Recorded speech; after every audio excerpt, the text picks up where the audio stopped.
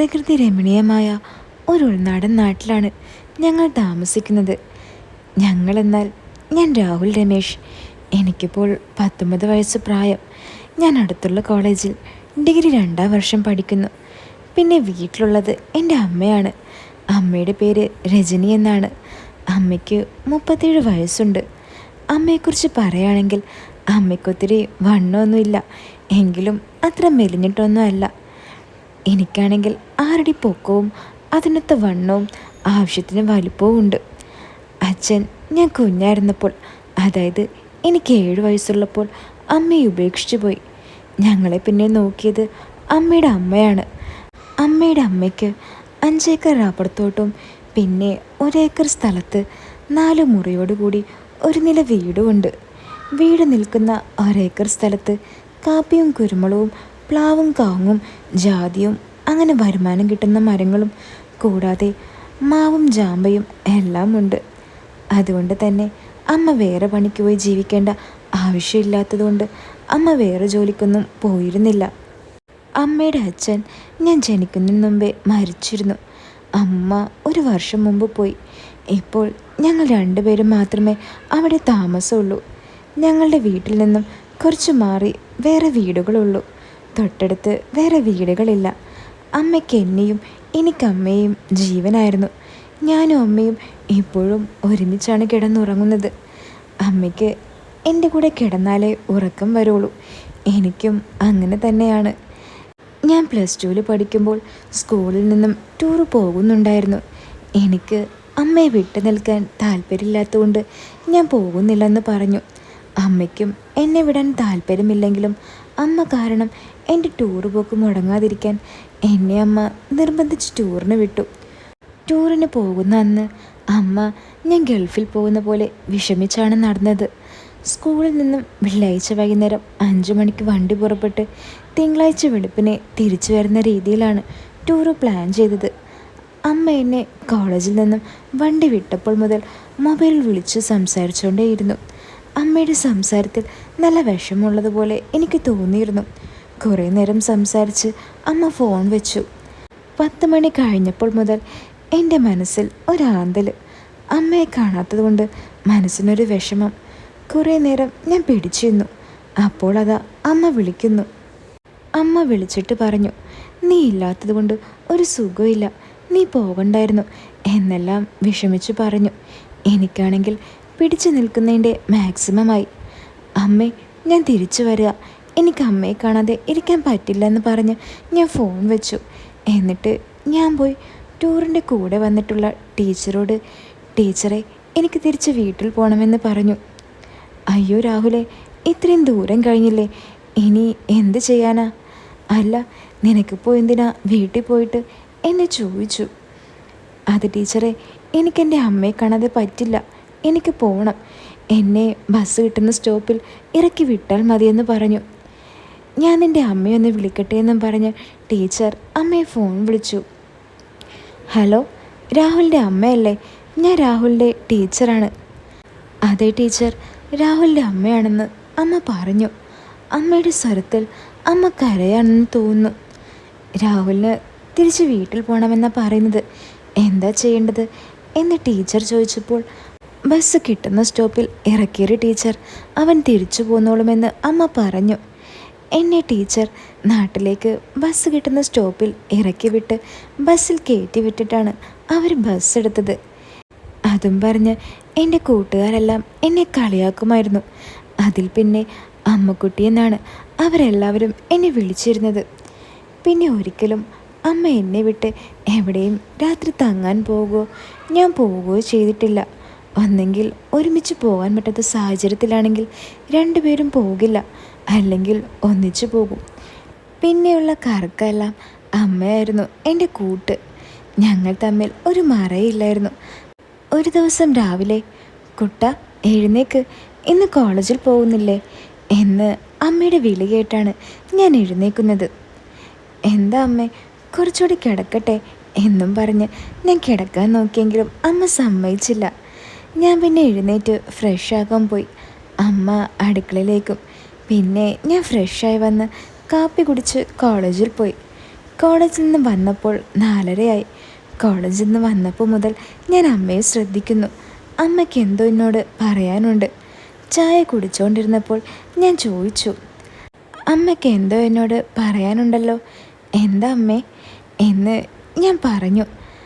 അത് മോനെ, ഇന്ന് കുടുംബശ്രീക്ക് പോയപ്പോൾ ഇല്ലേ, കുടുംബശ്രീന്ന് ടൂറ് പോകുന്ന കാര്യം പറഞ്ഞു. അതിനെന്താ അമ്മേ, ഒരു ദിവസത്തെ കാര്യമല്ലേ?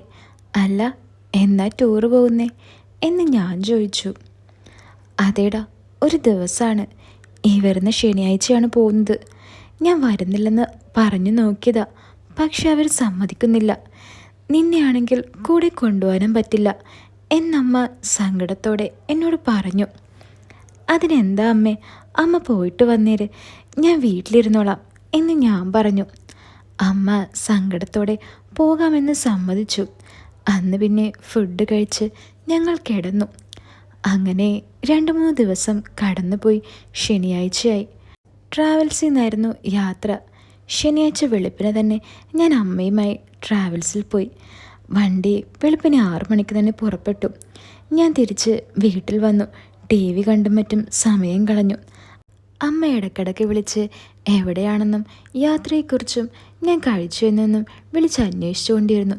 വൈകുന്നേരം 6 മണിക്ക് തിരിച്ചു പുറപ്പെട്ടു എന്നും അമ്മ പറഞ്ഞു.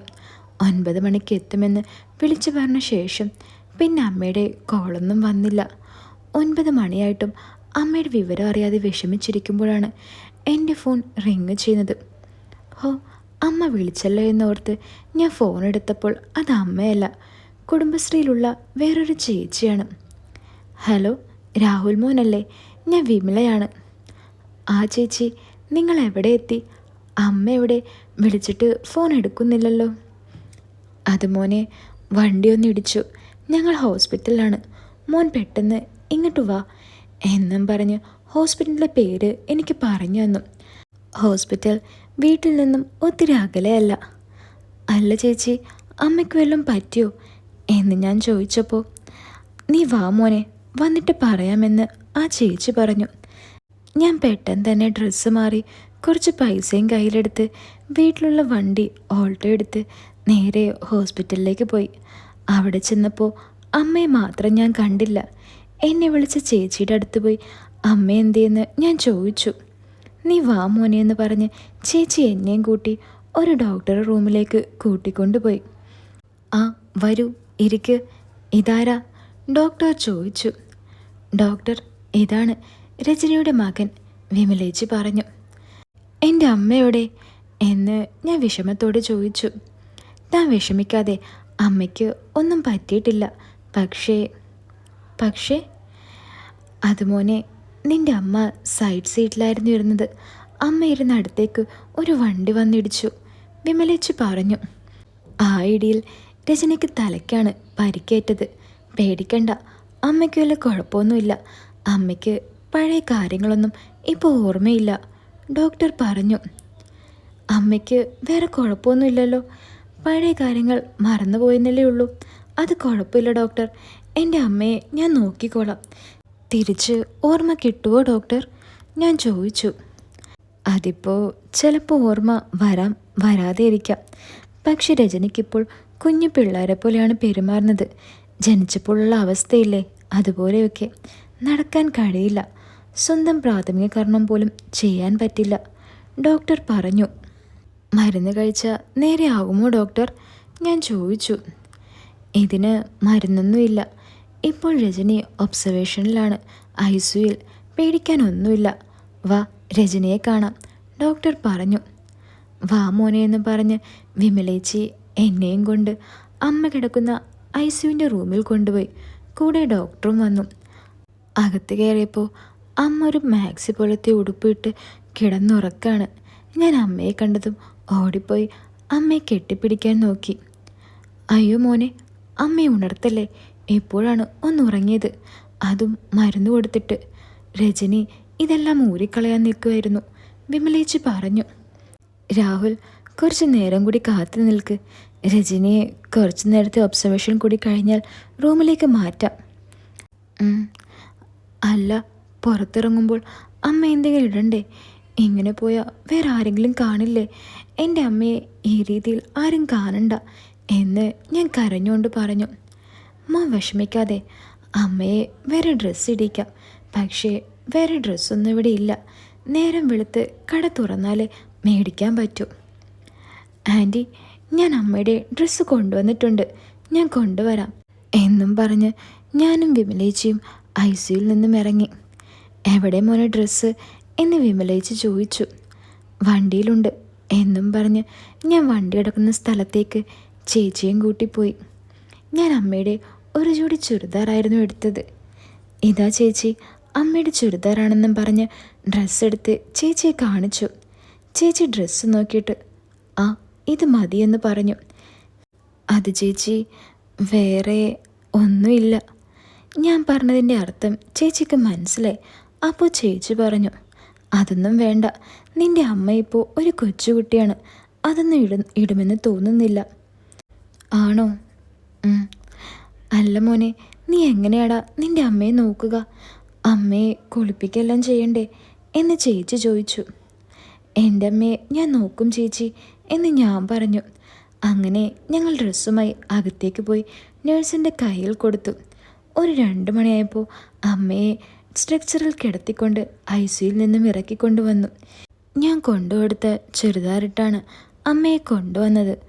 റൂമിൽ അമ്മയെ കൊണ്ടുപോയി കട്ടിലിൽ കിടത്താൻ നഴ്സുമാർ അമ്മയെ പിടിക്കാൻ പറഞ്ഞു. വേണ്ട, ഞാൻ കിടത്താം എന്ന് പറഞ്ഞ് ഒരു കൊച്ചു കുഞ്ഞിനെ പോലെ ഞാൻ അമ്മയെടുത്ത് കട്ടിലിൽ കിടത്തി. മോനാൾ കൊള്ളാലോ, നഴ്സ് പറഞ്ഞു. രജനിയെ മോൻ നോക്കിക്കോളും സിസ്റ്റർ, വിമലേച്ചി പറഞ്ഞു. ഡിസ്ചാർജ് എപ്പോഴത്തേക്കാകും? ഞാൻ ചോദിച്ചു.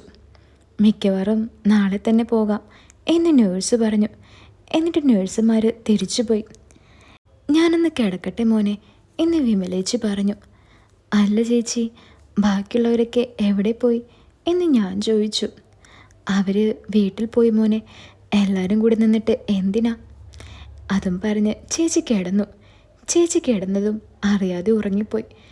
ഞാൻ അമ്മയുടെ അടുത്ത് തലയും വെച്ച് കിടന്ന് മയങ്ങിപ്പോയി. ഉറക്കത്തിൽ എൻ്റെ മുടിയിൽ ആരോ പിടിച്ച് വലിക്കുന്ന ഒച്ച കേട്ടാണ് ഞാൻ ഉണരുന്നത്. നോക്കുമ്പോൾ അമ്മ ഉണർന്ന് എൻ്റെ തലമുടിയിൽ പിടിച്ച് വലിക്കാണ്. ആ, എൻ്റെ അമ്മ എഴുന്നേറ്റോ എന്നും ചോദിച്ച് ഞാൻ അമ്മയുടെ മുഖത്തേക്ക് നോക്കി. അമ്മ എൻ്റെ മുഖം കണ്ടപ്പോൾ മുതൽ നേരത്തെ പരിചയമുള്ള ആളെ കണ്ട പോലെ എന്നെ നോക്കി ചിരിക്കാണ്. കുറച്ച് കഴിഞ്ഞപ്പോൾ ഡോക്ടർ വന്ന് അമ്മയെ പരിശോധിച്ചു. എന്നിട്ട് പറഞ്ഞു, ഇന്ന് രാവിലെ തന്നെ ഡിസ്ചാർജ് ചെയ്യാൻ കേട്ടോ. ഡിസ്ചാർജ് എഴുതി നഴ്സിൻ്റെ കയ്യിൽ കൊടുത്ത് വിടാമെന്ന് ഡോക്ടർ പറഞ്ഞു. പക്ഷേ അപ്പോഴാണ് ഞാൻ ശ്രദ്ധിച്ചത്, അമ്മ ഇപ്പോൾ ഒരു കൊച്ചുകുട്ടി എങ്ങനെയാണോ ഈ ലോകം നോക്കി കാണുന്നത് അതുപോലെയാണ് എല്ലാവരെയും നോക്കുന്നത്. വാ അമ്മയെന്നും പറഞ്ഞ് ഞാൻ അമ്മയെ എഴുന്നേൽപ്പിക്കാൻ ശ്രമിച്ചു. പക്ഷേ അമ്മ എൻ്റെ നേരെ കൈ നീട്ടുകയാണ് ചെയ്തത്. അത് എന്നെ എടുക്കുന്ന ആംഗ്യത്തിൽ. അത് കണ്ടപ്പോൾ ഞാനൊന്ന് പേടിച്ചു. എന്നാലും ഞാൻ എൻ്റെ ഭാവം അമ്മയെ കാണിക്കാതെ അമ്മയെ എടുത്തു. ഞാനും അമ്മയുമായി റൂമിന് പുറത്തുപോയി കുറച്ചു നേരം നടന്നു. കുറച്ച് കഴിഞ്ഞപ്പോൾ അമ്മ എൻ്റെ തോളിൽ കിടന്നുറങ്ങിപ്പോയി. ഞാൻ അമ്മയെ റൂമിൽ ബെഡിൽ കൊണ്ടുപോയി കിടത്തി. ഡിസ്ചാർജിൻ്റെ എല്ലാം റെഡിയായപ്പോൾ 8 മണിയായി. ഡിസ്ചാർജ് ആയപ്പോൾ ഡോക്ടർ പറഞ്ഞു, അമ്മയ്ക്ക് ഇനി മുതൽ കട്ടിയുള്ള ആഹാരം കൊടുക്കരുത്. സെർലാക്ക് വല്ലതും കലക്കി കൊടുക്കണം, വെള്ളം കൊടുക്കരുത്, കുറച്ച് നാളത്തേക്ക് പാല് കൊടുക്കണം എന്നൊക്കെ പറഞ്ഞു. ഡിസ്ചാർജ് പേപ്പർ കിട്ടിക്കഴിഞ്ഞ് വന്നപ്പോഴേക്കും അമ്മ ഉറക്കാണ്. ഞാൻ അമ്മയെ ചേച്ചിയോട് നോക്കാൻ ഏൽപ്പിച്ചിട്ട് ഡിസ്ചാർജ് മേടിക്കാനും ബില്ലടക്കാനും എല്ലാം പോയി. എല്ലാം പറഞ്ഞ് ഞാൻ ചേച്ചിയോട് പറഞ്ഞു റൂമിൽ നിന്നും പുറത്തേക്ക് നടന്നു. ഇപ്പോൾ എല്ലായിടത്തും ആളുകളുണ്ട്. എല്ലാവരും ആരാ ഈ പ്രായമുള്ള സ്ത്രീയെ എടുത്തുകൊണ്ട് നടക്കുന്നതെന്നും ഏത് പെണ്ണാണിതെന്നും എല്ലാവരും നോക്കാൻ തുടങ്ങി. എല്ലാവരും എന്തോ അത്ഭുതം കാണുന്ന പോലെ എല്ലാവരും അങ്ങോട്ടും ഇങ്ങോട്ടും എന്തൊക്കെയോ പറയുന്നുമുണ്ട്. എന്തെങ്കിലും ആകട്ടെ എന്ന് പറഞ്ഞ് ഞാൻ അമ്മയുമായി വണ്ടി കിടക്കുന്ന സ്ഥലത്തേക്ക് പോയി. എന്നിട്ട് അമ്മയെ മുമ്പിലെ സീറ്റിൽ കുറച്ച് ചായച്ച് കിടത്തി. എന്നിട്ട് സീറ്റ് ബെൽറ്റും ഇട്ടുകൊടുത്തു. ആശുപത്രിയിൽ നിന്നും വണ്ടിയെടുത്ത് നേരെ മെഡിക്കൽ സ്റ്റോറിൽ പോയി വണ്ടി നിർത്തി. എന്നിട്ട് ബേബി കെയറിന് വേണ്ടിയ സാധനങ്ങളെല്ലാം ഞാൻ മേടിച്ചു. അതൊക്കെ മേടിക്കുമ്പോൾ എനിക്കെന്തോ സങ്കടമാണ് വന്നത്. പക്ഷേ ഞാനത് പതിയെ മറന്നു. എന്നിട്ട് നേരെ വണ്ടിയിലേക്ക് വന്നു. വണ്ടി വിട്ടു. പോകുന്ന വഴിയിൽ ഹോട്ടലിൽ കയറി എനിക്കും വിമലേച്ചിക്കും കാപ്പിയും പൊറോട്ടയും വാങ്ങി. വീട്ടിൽ ചെല്ലുമ്പോൾ സമയം 10 കഴിഞ്ഞിരുന്നു. വീട്ടിലേക്ക് വണ്ടി തിരിഞ്ഞതും വണ്ടി വരുന്നത് കണ്ട് അടുത്തുള്ള കുറച്ച് ചേച്ചിമാരെല്ലാവരും വീട്ടിലേക്ക് വന്നു. ഞാൻ വീട്ടിൽ വണ്ടി നിർത്തിയപ്പോൾ താക്കോല് താമോനെ, ഞാൻ പോയി കതക് തുറക്കാം എന്ന് വിമലേച്ചി പറഞ്ഞു.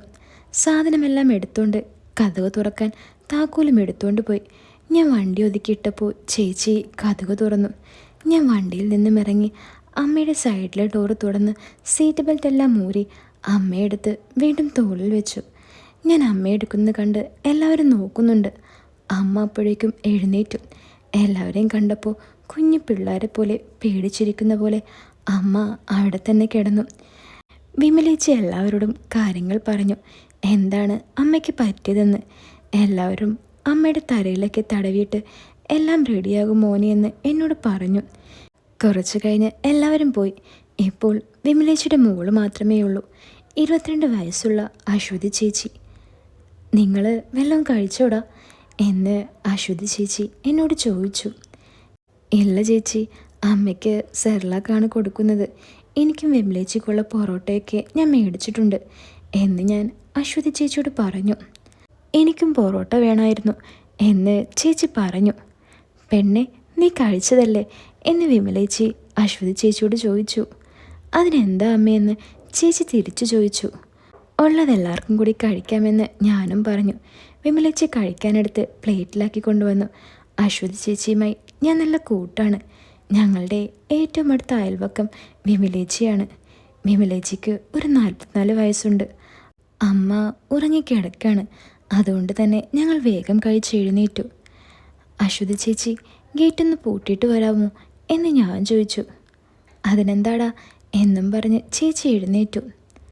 അപ്പോൾ ഇതിൻ്റെ ബാക്കി ഞാൻ ഉടൻ തന്നെ ഇടാട്ടോ. എല്ലാവരും കാത്തിരിക്കുക. വീഡിയോ ഇഷ്ടപ്പെട്ട വീടൊന്ന് ലൈക്ക് ചെയ്യാനും ചാനലും സബ്സ്ക്രൈബ് ചെയ്യാനും മറക്കല്ലേ. അപ്പോൾ പുതിയൊരു കഥയായിട്ട് നമുക്ക് വീണ്ടും കാണാം.